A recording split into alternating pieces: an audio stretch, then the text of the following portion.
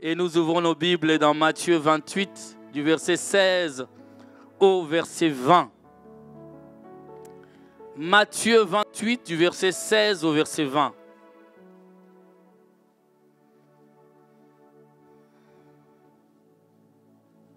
Je te donne le temps de trouver parce que c'est vers la fin de la Bible, juste avant Apocalypse. Tu vas trouver le livre de Matthieu.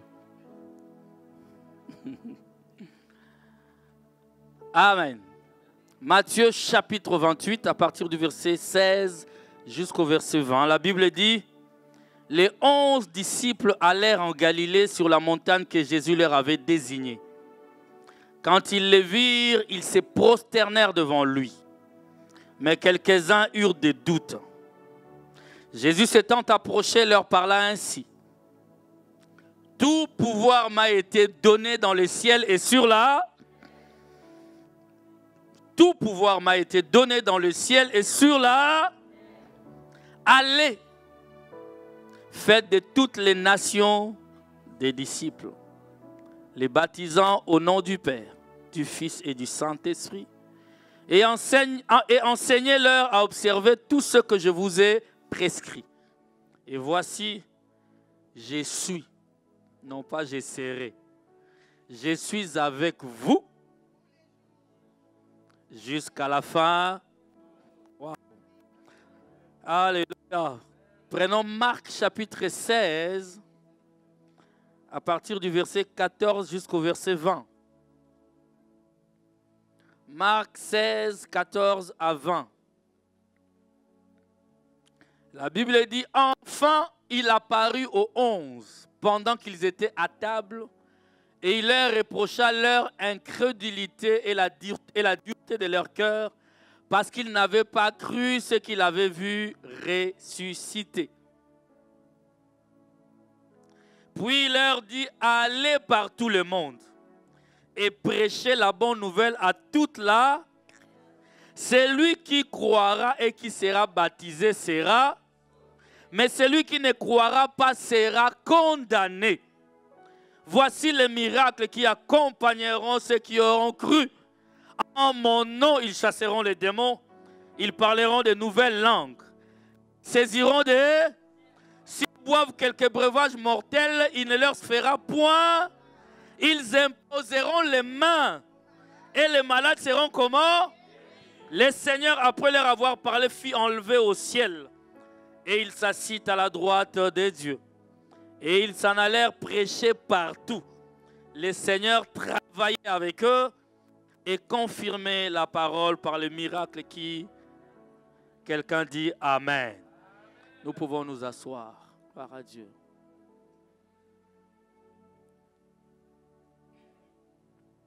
De qui es-tu disciple?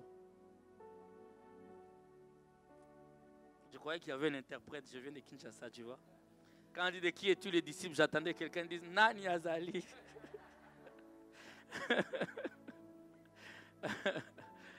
Oh Seigneur, les habitudes, ça rentre très vite. Amen.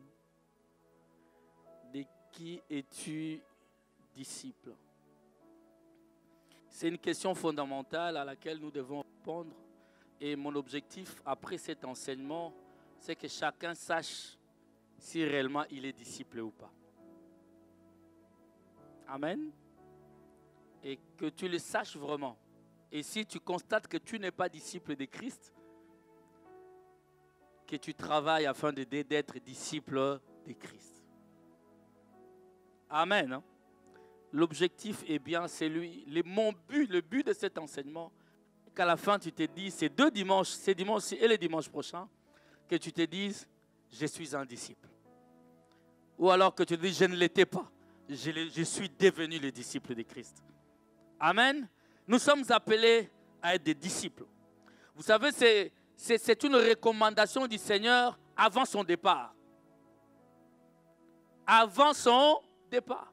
C'est comme si quelqu'un, dans d'autres traditions africaines, dont la personne veut mourir, et il vous dit, voici comment vous devez marcher. Et de la même manière, là, le Seigneur voulant aller au ciel, voulant retourner à la droite du Père, il dit, allez. Bien aimé, ce n'est pas un conseil. c'est une recommandation. C'est un ordre du Seigneur. C'est une injonction du Seigneur. Il te demande d'aller faire des disciples. Amen. Mais ce n'est pas à n'importe qui que Dieu dit allez. Il le dit à ceux qui étaient déjà des disciples. Car les disciples sont formés pour faire des disciples à leur tour. Je serai un peu dur, pour que vous m'acceptiez et que vous continuez à m'aimer. Alléluia. Car nous venons à l'église pour nous améliorer. Nous ne venons pas à l'église pour rester ce que nous sommes, ce que nous étions. N'allez pas dans une église où on te prêche que des choses qui plaisent à ton cœur. Si Dieu te laisse encore dans ce corps, c'est parce qu'il y a des choses à améliorer. Il y a des choses qui doivent être changées. C'est la raison pour laquelle, sinon, dès que tu es parfait, à la seconde près, Dieu te prend. Parce que les parfaits ne sont pas sur cette terre. Les parfaits sont auprès du Seigneur. Donc si tu es encore sur la terre, c'est que tu n'es pas encore parfait. Tu dois travailler pour le devenir. Alors va dans une église où Jésus est réellement le potier. Où tu vas accepter d'être l'argile qui doit être façonnée, malaxée. Donnez-moi un amen. Qui doit être tapée. Vous savez, il y a des artistes, des potiers devant l'argile, mais il prend l'argile, il tape sur la table. Je ne sais pas si vous avez déjà vu ces gens en train de travailler. Il va prendre l'argile, il les tape, il coupe, il remet, il tourne, il balance. Mais toi, tu vas dans une église où on te... Ce n'est pas une église, c'est un salon de massage. Et il y en a partout dans la ville. Va payer. Et allonge-toi, on va te masser. Mais ici, nous voulons des changements. Un enfant de Dieu me donne un amen bien. Nous voulons être changés. Celui qui ne veut pas être changé, tu es au mauvais endroit. Et aujourd'hui, au mauvais moment. Donnez-moi un amen, s'il vous plaît. Et j'aime pas souvent dans les églises, nous avons des chrétiens qui entendent ce que le pasteur dit sur la chair. Mais après ça, il vient au bureau pour chercher à arranger ça. Donnez-moi un amen bien. On n'arrangera pas ça. Amen. Comme il y en a qui disent, parce que quand tu es sur la chair, tu es dur. Mais ici, ça va. Mais c'est vraiment ici que ça se passe. Si tu veux changer, c'est vraiment ici sur la chair. Amen. Quelqu'un est prêt à écouter? Le mot disciple est emprunté du latin, plus précisément du latin ecclésiastique. C'est un mot qui est emprunté du latin ecclésiastique, discipulus. Et en grec, on dit, j'ai beaucoup aimé en grec, on dit mathetes. Parce que le Nouveau Testament est écrit en grec. Donc, mathetes veut simplement dire un apprenant.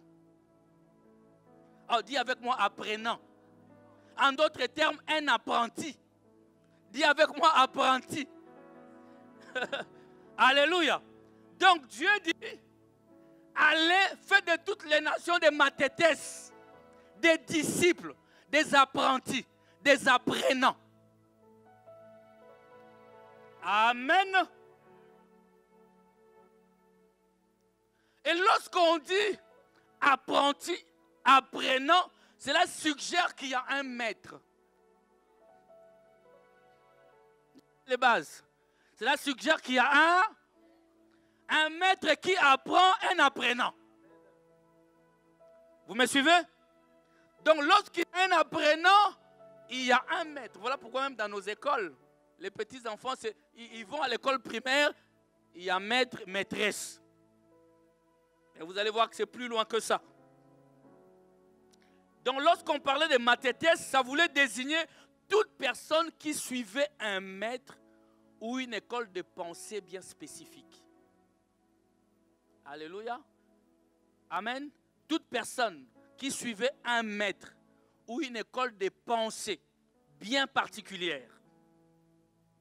Amen. Donc c'est toute personne qui suit quelqu'un qu'il considère comme son maître à penser.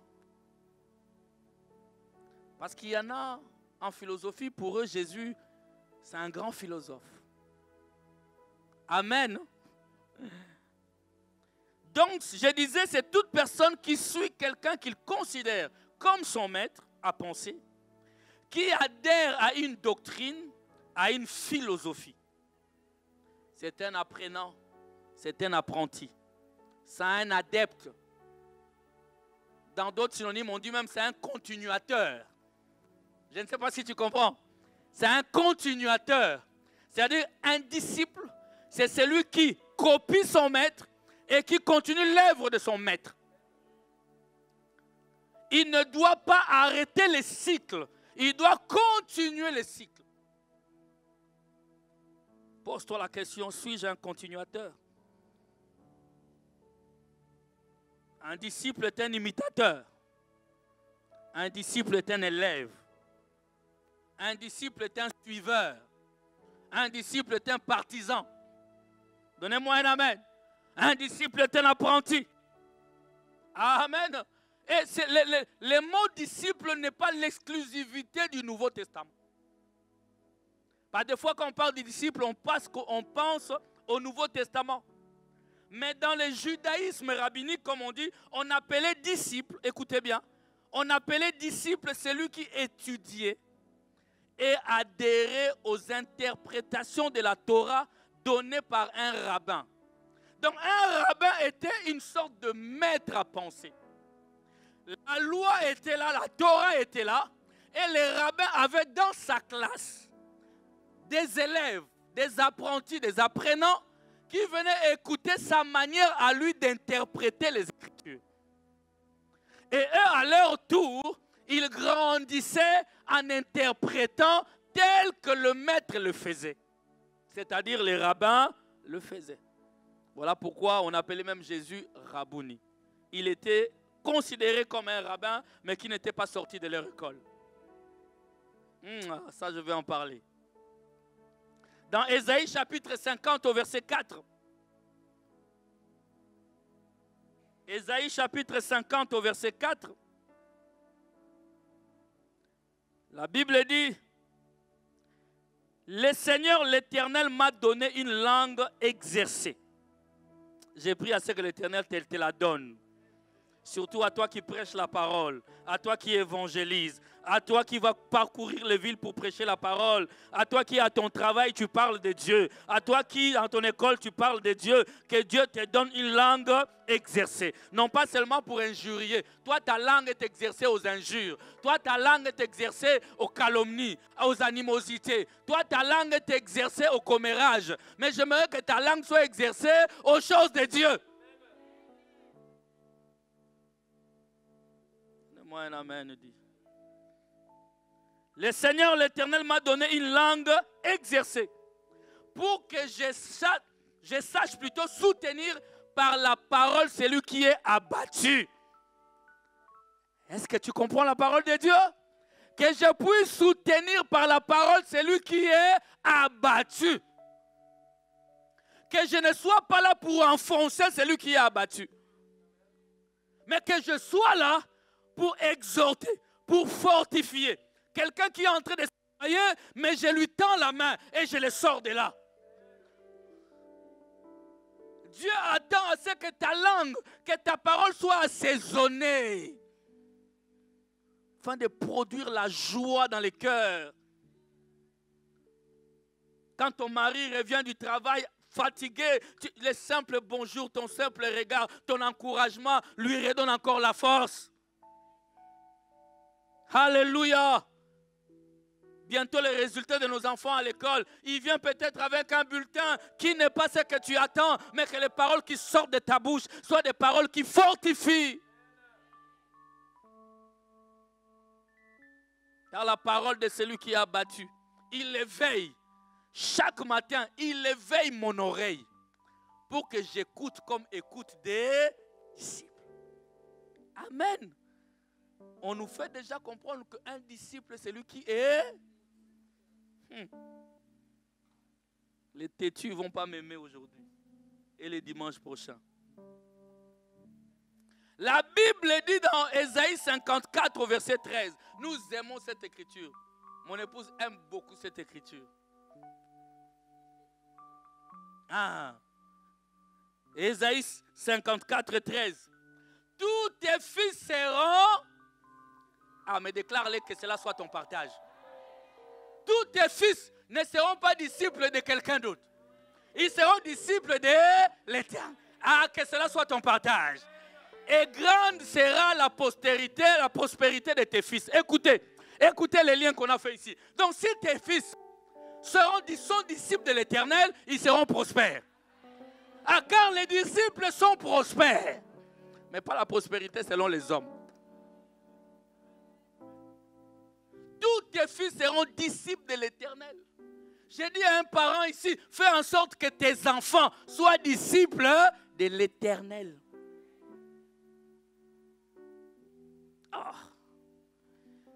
Il y a des enfants à 5 ans, à 10 ans. Tu vois déjà comment qui est-ce qu'ils copient.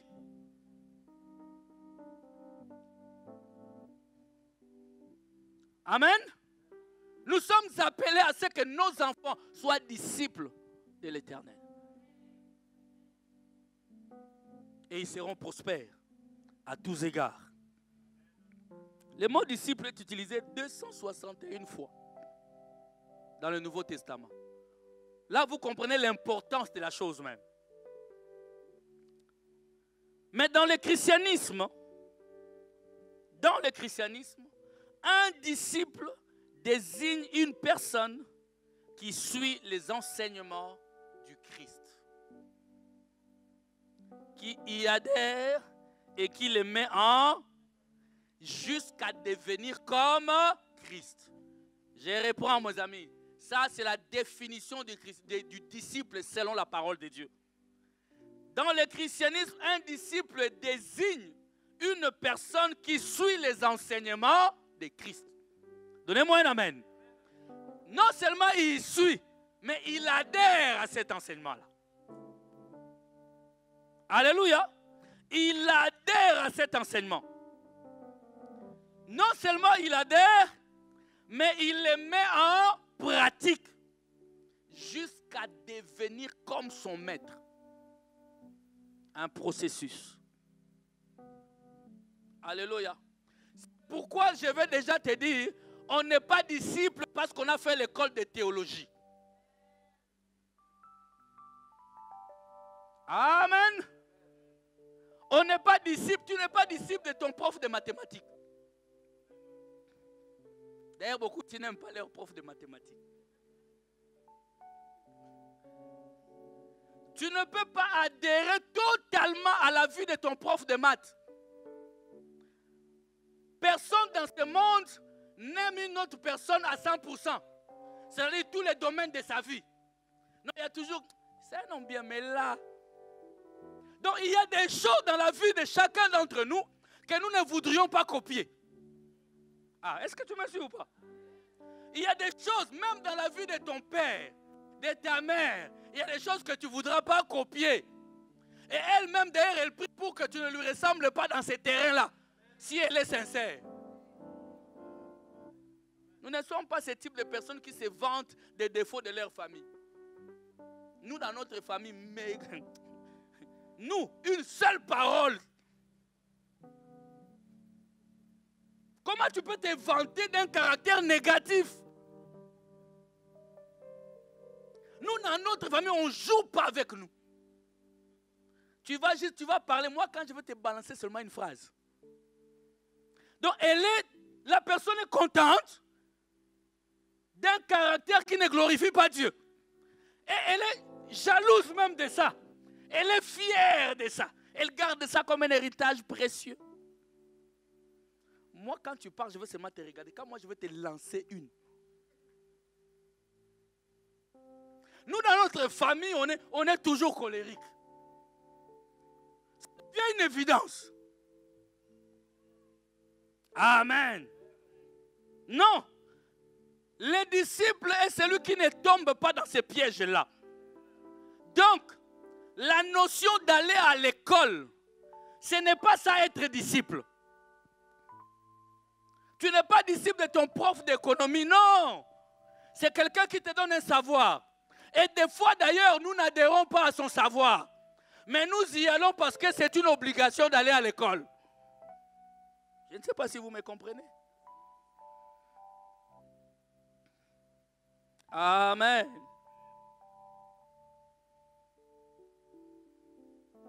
Donc les disciples, selon la parole de Dieu, ce n'est pas simplement des apprenants des enseignements, mais il y avait aussi la notion d'engagement, de mise en pratique de ce qu'ils apprenaient.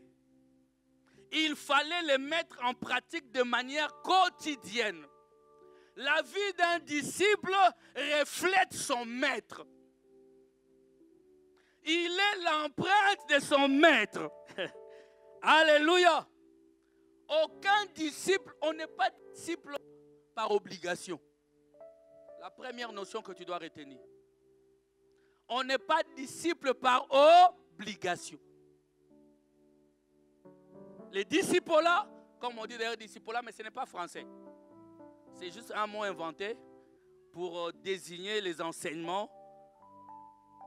Amen. Les enseignements de Christ. Tu ne vas pas trouver ça dans les disciples là, ce n'est pas un mot français. Mais nous utilisons ça les chrétiens. Amen. Donc la notion d'engagement, il faut mettre en pratique de manière quotidienne.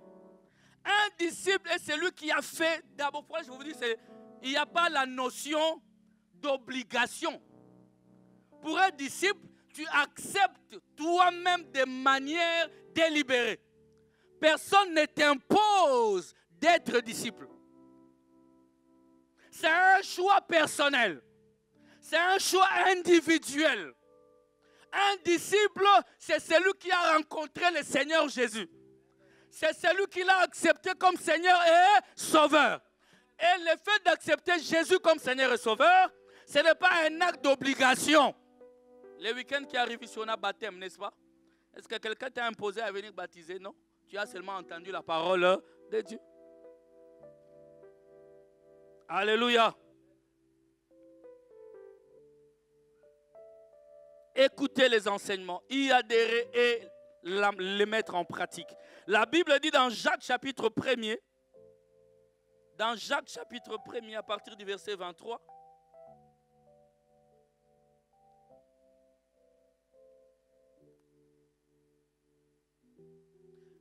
car si quelqu'un écoute la parole et ne la met pas en pratique, il est semblable à un homme qui regarde dans un miroir son visage naturel.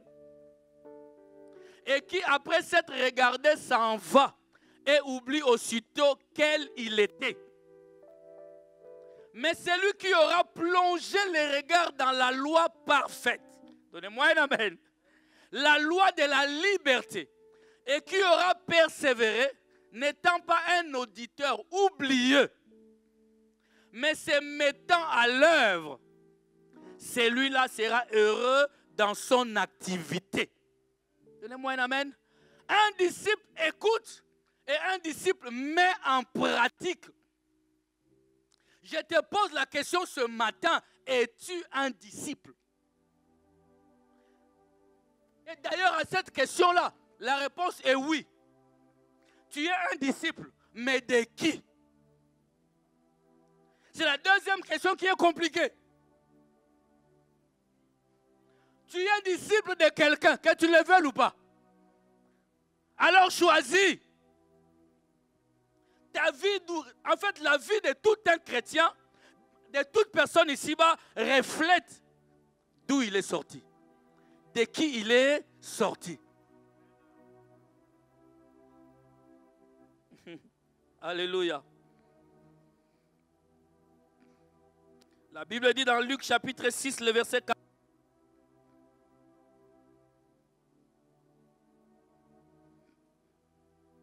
Alléluia.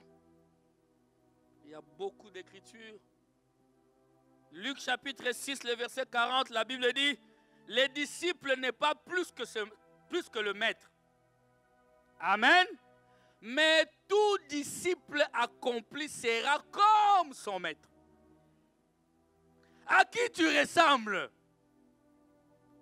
Regarde quelqu'un, dis-lui un peu à qui tu ressembles. À qui tu ressembles? Tu viens à l'église, ça fait 10 ans. Tu as suivi tous les prédicateurs sur les réseaux sociaux. Tu t'es abonné sur leur compte. Quand le pasteur Mathieu prêche là, ça ne rentre pas. Mais tu es là, tu t'assois, tu suis docteur Intel, pasteur Intel, bishop Intel. Mais dis-moi, aujourd'hui, quand tu regardes ta vie, tu ressembles à qui? Après avoir parcouru tous les prophètes, tous les apôtres, tous les docteurs, les pasteurs, les évangélistes, maintenant regarde-toi dans le miroir de la parole et dis-moi, tu ressembles à qui? J'aimerais qu'on quitte ces lieux aujourd'hui avec cette question. Tu vois comment tu es fier de ressembler à ta mère? Tu vois comment tu es fier de ressembler à ton père? Comment quand on te regarde, on sait voir que tu es le frère d'eux. Sans même que tu te présentes. Oh my God. Moi, j'ai perdu mon grand frère ici. Moi, j'étais encore au pays. Il est de peau très claire. Quand je dis très clair, il est grand. Il était grand comme ça. Un jour, je viens d'arriver. Je passe à Matongé. J'habitais non loin de là, la maison africaine, les étudiants habitaient là. Je vois quelqu'un qui m'appelle et dit, une soeur là. Je ne savais même pas que c'est la femme de quelqu'un d'autre aussi que je connaissais. Il m'appelle et dit, viens. Toi, tu n'es pas le frère de Kali? J'ai dit, waouh. Comment tu as su? Parce que moi, quand je me regarde dans le miroir, je ne vois pas que je le ressemble. Amen. C'est ce qui s'est passé avec les disciples. Ils marchaient seulement, les gens disaient, oh, alléluia. Tu es là, tu suis, il dit, ah, tel prêche bien, il prêche bien. Est-ce que comme il prêche bien là, pourquoi ça n'affecte pas ta vie? Ah, moi j'aime comment pasteur tel prêche. J'aime comment pasteur tel prêche. J'aime comment le docteur tel prêche. Ok. Mais comment ta vie ne change toujours pas?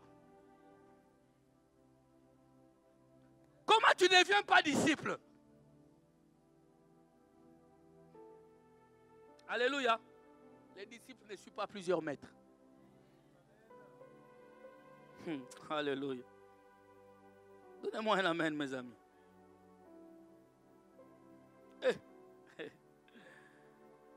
Ah, tu dois ressembler au maître. Jésus n'oblige personne à les suivre.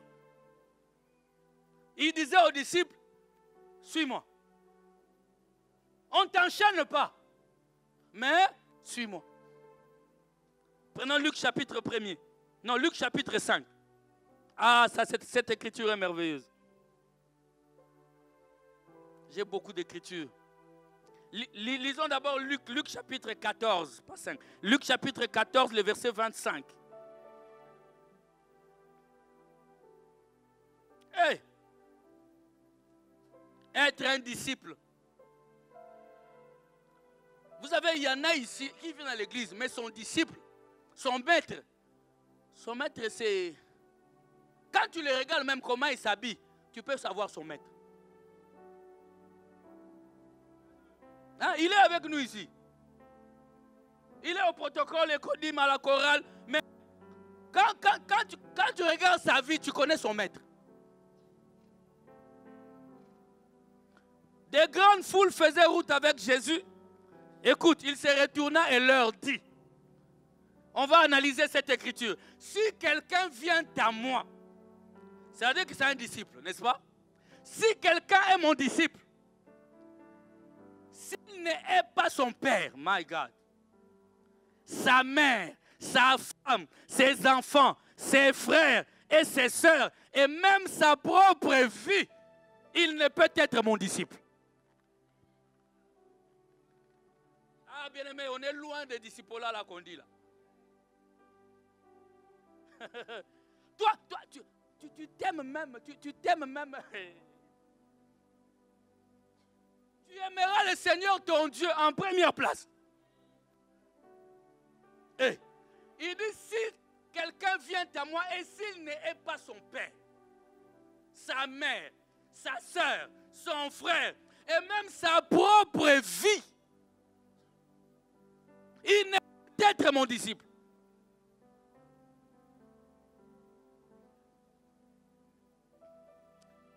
Comme je vous ai dit, on sortira de ces 2 dimanches, tu sauras si tu l'es ou pas.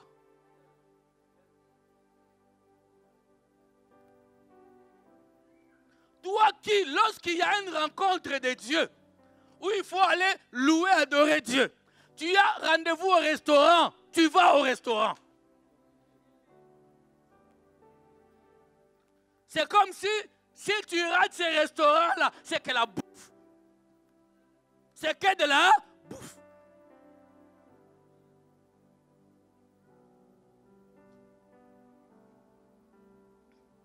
Pose-toi la question.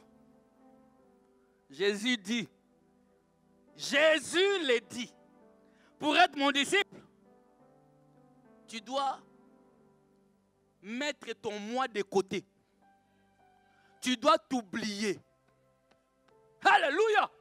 Ne vous étonnez pas que lui-même, il a tout laissé. Il s'est dépouillé. Tu dois te dépouiller de ta personne. Te dépouiller de ton orgueil. Te dépouiller de tes diplômes, de ton intelligence, de ta beauté. Et en plus, tout ça sont des choses passagères.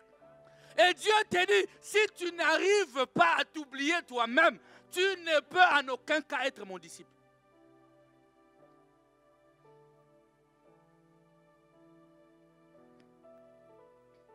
Alléluia. Toi qui préfères, il y a des choses vraiment que je me suis dit, il y a des gens qui se disent chrétiens, je ne sais pas. Tu préfères rester chez toi, regarder la série. Omilingi. Trop. Tu t'aimes tellement que tu passes à côté de ce que Dieu te demande.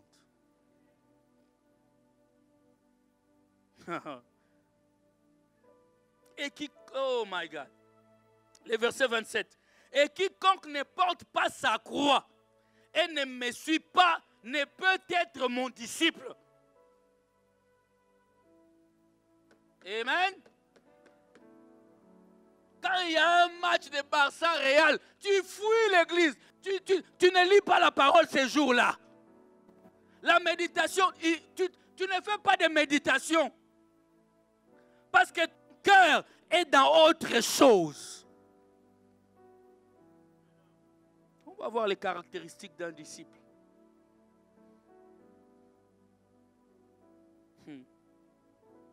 Car lequel de vous, s'il veut bâtir une tour, ne s'assit d'abord pour calculer la dépense et voir s'il a de quoi la terminer.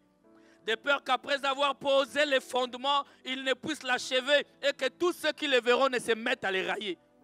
En disant, cet homme avait commencé à bâtir, il n'a pas pu achever. Ou quel roi, s'il va faire la guerre à un autre roi, ne s'assit d'abord pour examiner s'il peut, avec 10 000 hommes, marcher à la rencontre de celui qui vient l'attaquer avec 20 000. S'il ne le peut, tandis que cet autre roi est encore loin, il lui envoie une ambassade pour demander la paix. Ainsi donc, quiconque d'entre vous, quelqu'un est là? Ainsi donc, quiconque d'entre vous ne renonce pas à tout ce qu'il possède, ne peut être mon disciple. Est-ce qu'on peut dire amen, mes amis? Quiconque ne renonce pas, un disciple renonce. Un disciple abandonne. Un disciple lâche le monde. Escorte Jésus, s'attache à Jésus jusqu'à son retour. Un disciple s'inquiète des moyens de plaire à son maître. Un disciple. Je sais que vous n'êtes pas content peut-être aujourd'hui. Vous voulez que je vous parle des héros de la foi. Un disciple doit renoncer à tout ce qu'il y a de précieux dans ta vie là. Tu renonces. D'ailleurs, c'est source de problèmes. Renonce seulement. Les gens te jalousent, ils font tout ça parce que ils constatent que tu mets beaucoup de tes organes dedans. Comme les Ouest-Africains disent. Tu as mis tes organes dans la sauce en question. Alors, dès qu'on touche ça, tu es paniqué. Mais quand ces choses deviennent secondaires, c'est alors que tu comprendras la priorité de ta vie. Oh my. Renoncer. Renoncer. J'aimerais dire à quelqu'un, sois capable de renoncer. Pour être un disciple. Sois capable de renoncer. Amen. Merci Seigneur. Luc chapitre 5. Je mets des bases. Je prendrai peut-être une caractéristique aujourd'hui. Luc chapitre 5.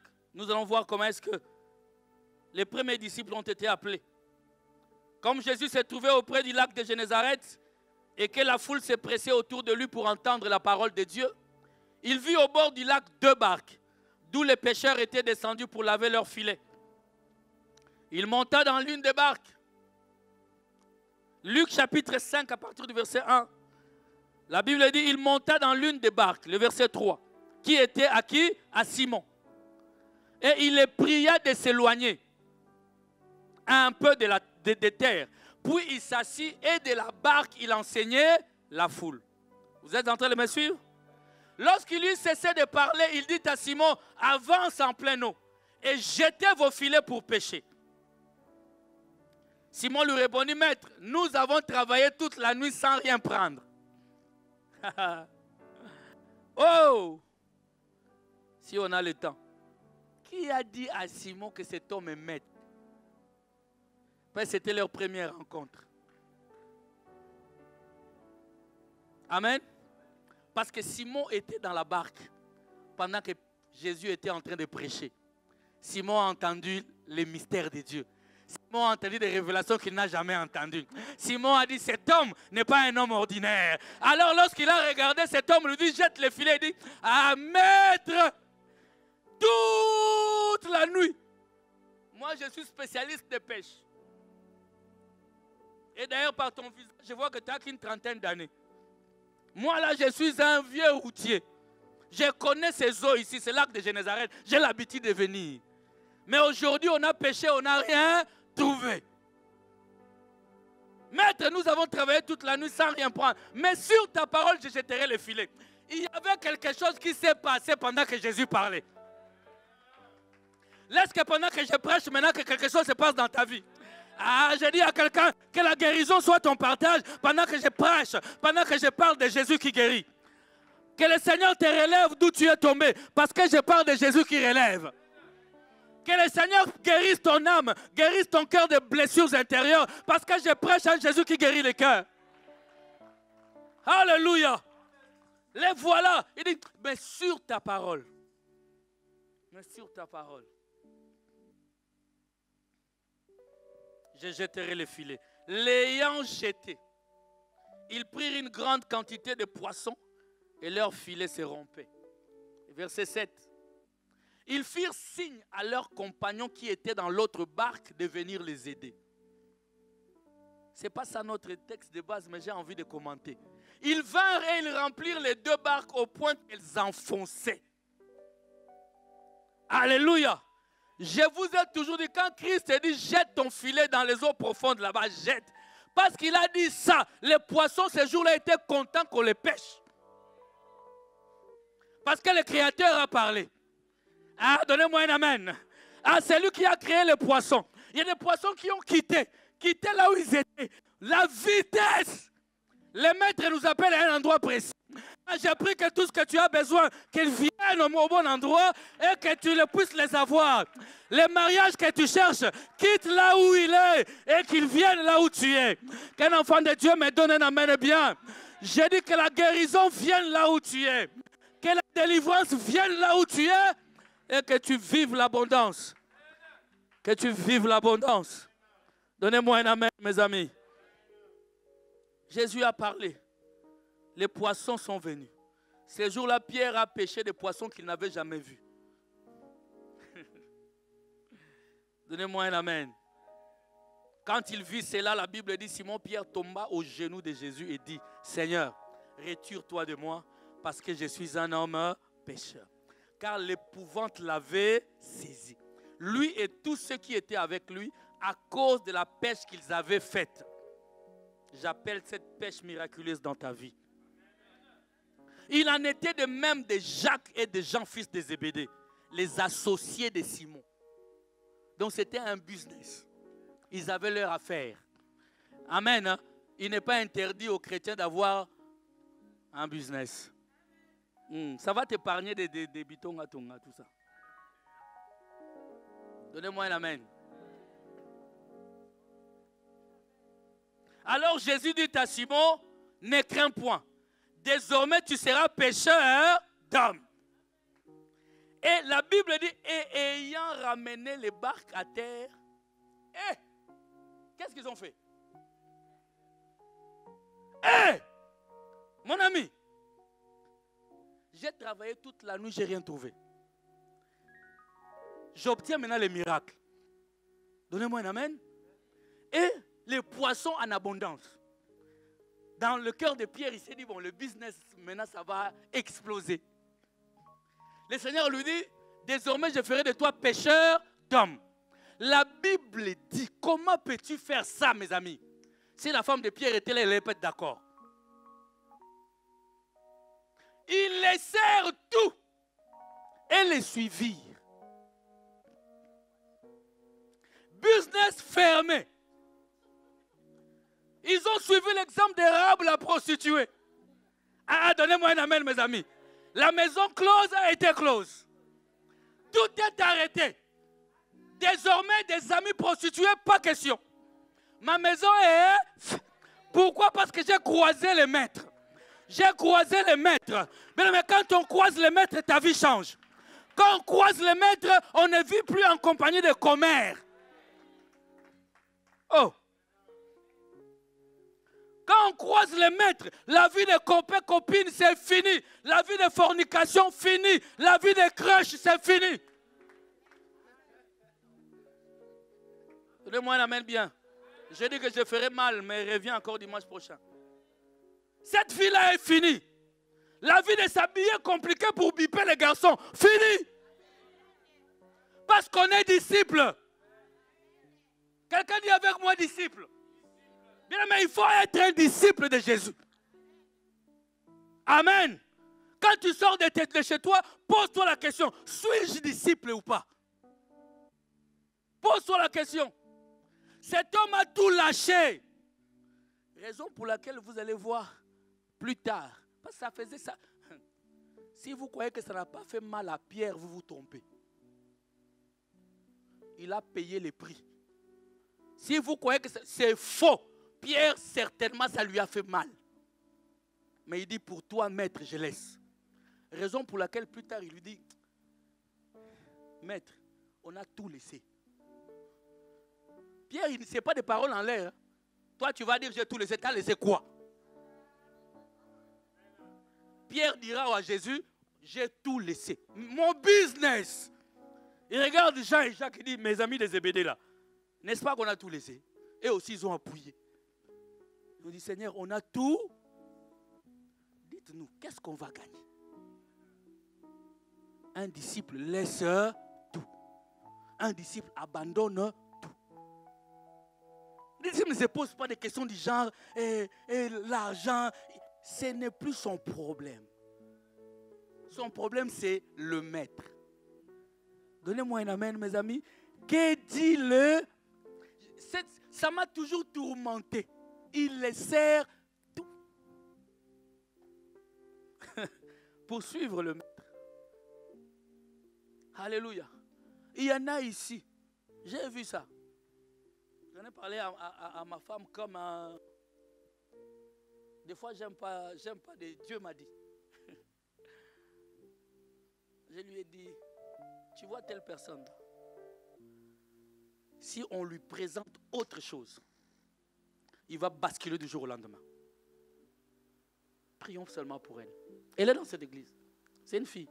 J'ai dit, si on lui dit simplement que, regarde, parce que dans son cœur, le désir d'être star ronge encore son cœur. Je lui ai dit, tout ce qu'il faut faire, c'est prier. Que cette proposition ne lui arrive pas dans ses oreilles. Parce que si ça lui arrive à l'état où elle est aujourd'hui, elle va choisir. On va voir seulement sur les clips bizarres. Vous allez le voir dans des affaires de business compliquées. Amen. Voilà pourquoi je vous assure, quand ayez quelqu'un qui peut prier réellement pour toi, je vous assure, nous avons souvent, c'est pas, il y a des serviteurs de Dieu qui nous ont fait des fous. Tu vois, nous autres. Il y en a vraiment qui veulent te faire du bien, mais ils sont tous comme ça. Parce que tellement qu'il y a eu des abus, ça décourage.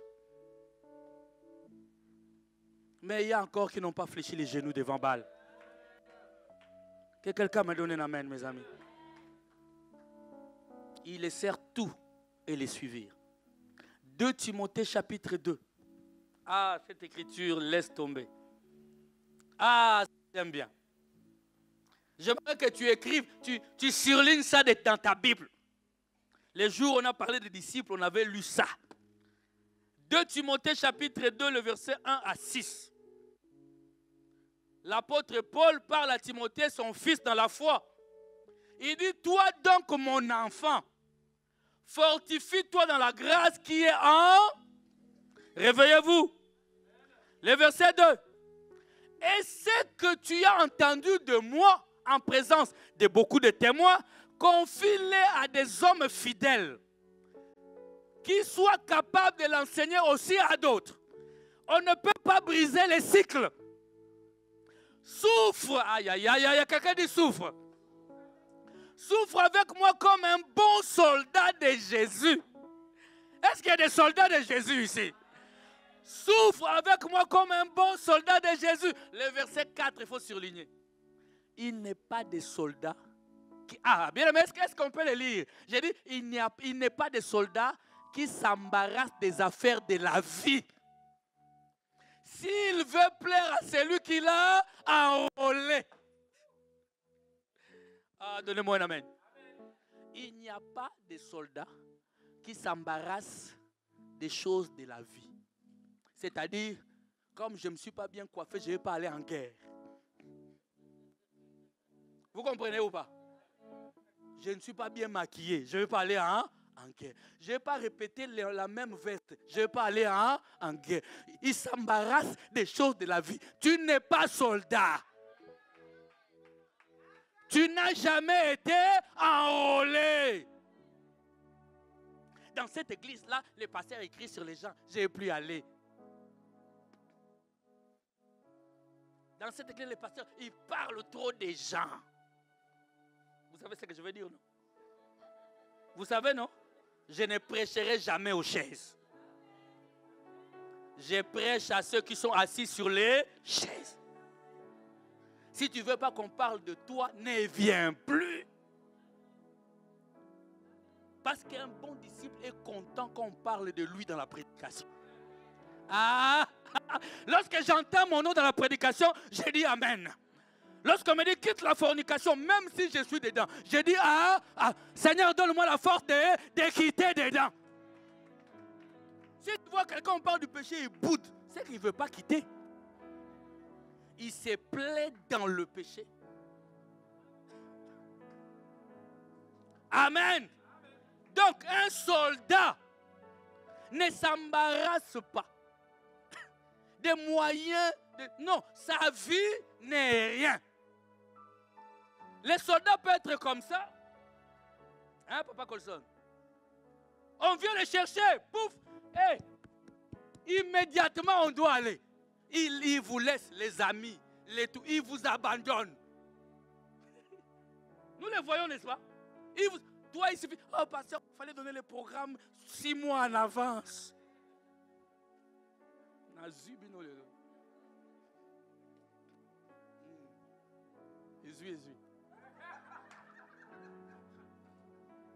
Si moi, pasteur, le programme des jeunes, là, il fallait donner ça en avance. On a des programmes. Tu n'es pas soldat. Eh? Tes programmes en question, c'est des points. Oh Jésus. Posez-vous la question, suis-je soldat ou pas? Suis-je disciple ou pas? Pose-toi seulement la question. Pose-toi la question. Moi, je suis allé à Kinshasa, je pouvais rester, j'étais bien. Ah, j'étais bien. Je vous assure, j'étais bien. J'avais des laissés-passer. J'étais bien. Bien accueilli. Je pouvais rester. Tu dors calmement. Mais je me suis dit, hey, la semaine de baptême arrive. Tout est programmé. Parce que tu ne fais pas des choses pour toi. Tu fais des choses pour Dieu. Ah, parce qu'il fallait programmer. Tu vois maintenant, si on ne vient pas, on va dire. Même si on est en Europe, un disciple ne s'embarrasse pas des choses de la vie. Oh, cette écriture m'a fait du bien, m'a renforcé encore.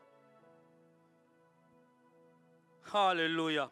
Et l'athlète n'est pas couronné s'il n'a pas combattu suivant les règles. Il faut que les laboureurs travaillent avant de recueillir les fruits. Hey!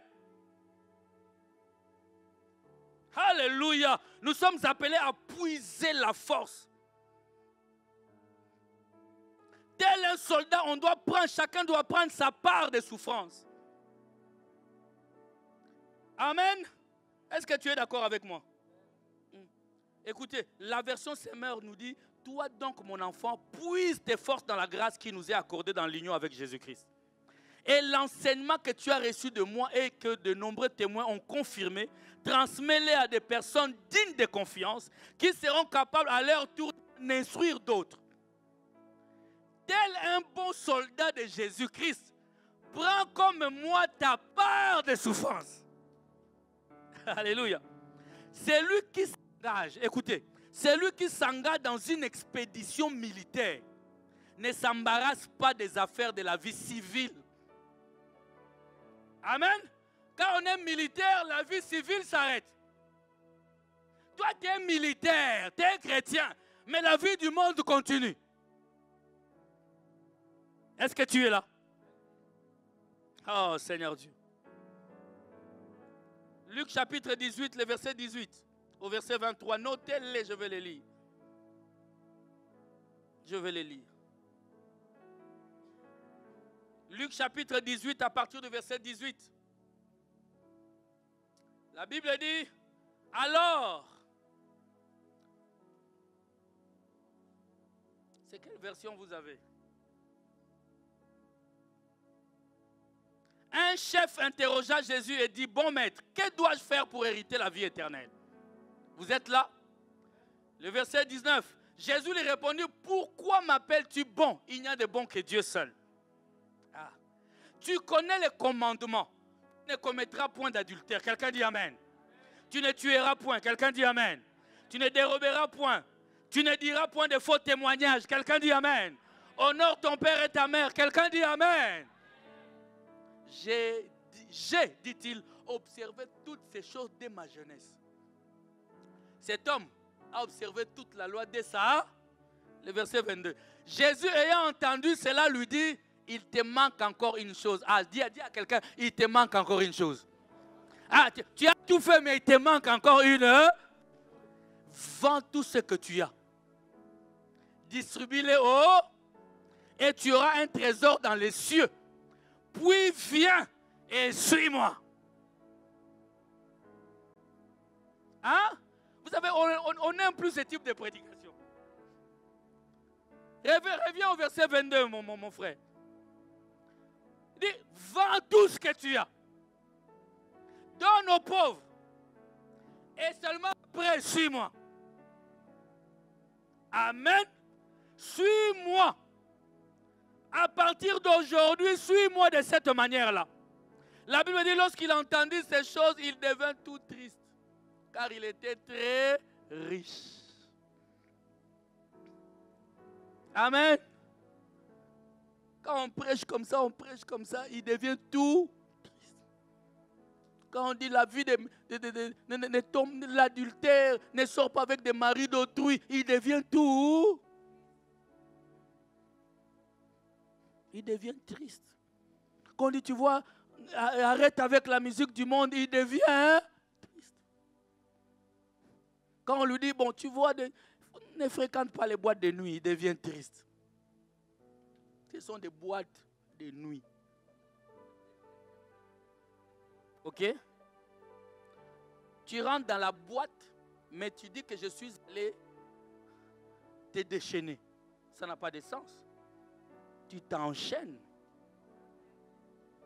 C'est dans la présence de Dieu que les chaînes tombent. Toi, tu rentres dans la boîte où on t'enferme et tu dis, je suis allé me déchaîner.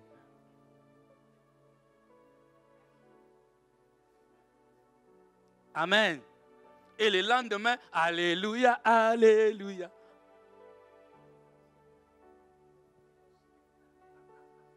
Et puis quand on va commencer à prier, tu nous donnes du travail.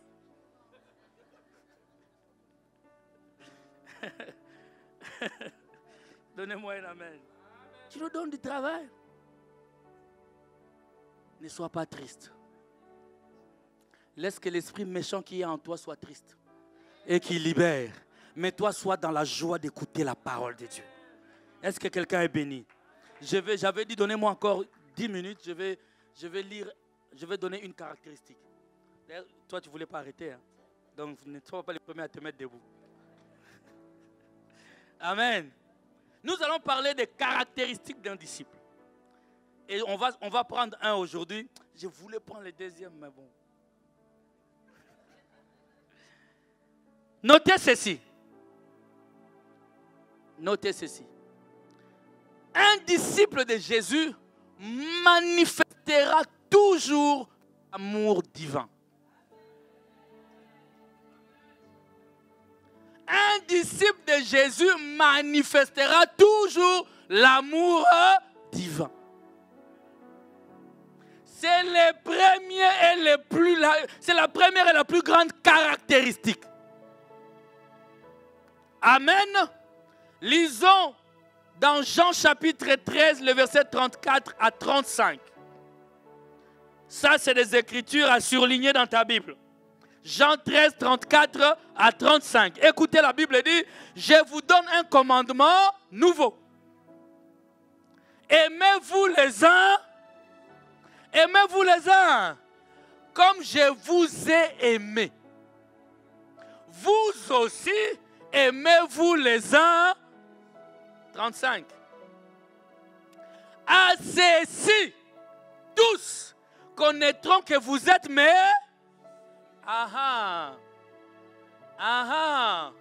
Tous connaîtront que vous êtes mes disciples si vous avez de l'amour les uns pour...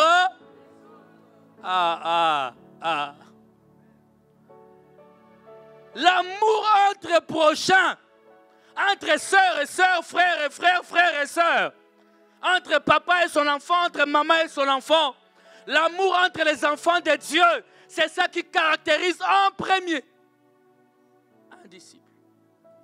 Je dis, pose-toi la question. C'est-à-dire qu'un disciple n'a pas de rancune.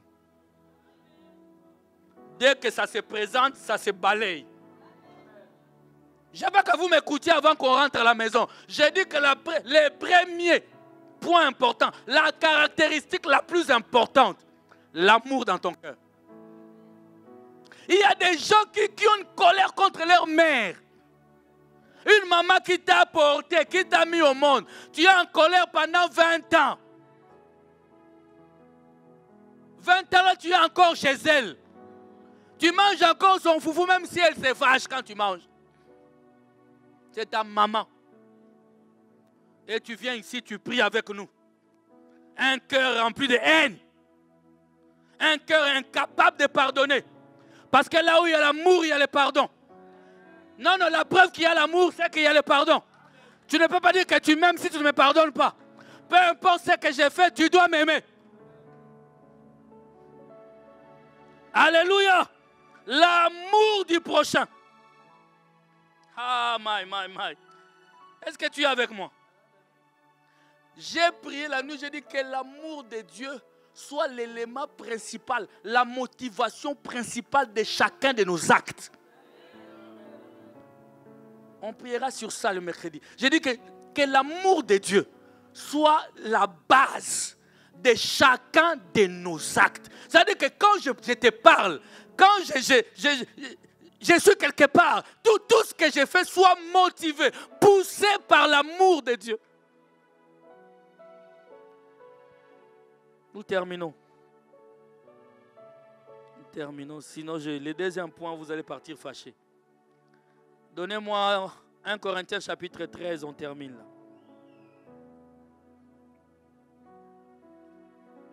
Amen. À partir du verset 1, 1 Corinthiens 13, nous connaissons cette écriture, n'est-ce pas? La Bible dit, suivons attentivement et nous allons prier.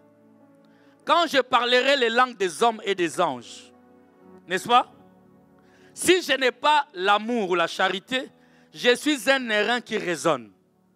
Ou une cymbale qui... C'est ce que je viens de te dire.